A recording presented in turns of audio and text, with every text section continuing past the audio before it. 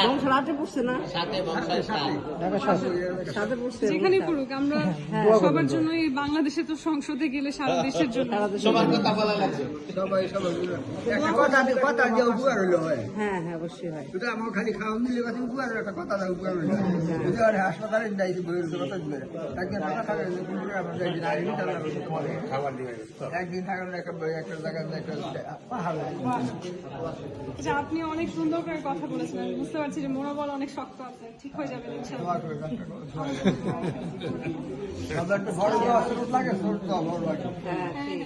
ঠিক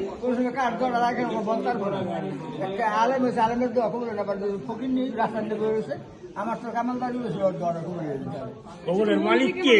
আল্লাহ। কবুল হয়ে যায় ইনশাআল্লাহ। সবাই দোয়া করবেন মন থেকে। ভালো লাগলো আলহামদুলিল্লাহ। একাদশ সবাই হ্যাঁ,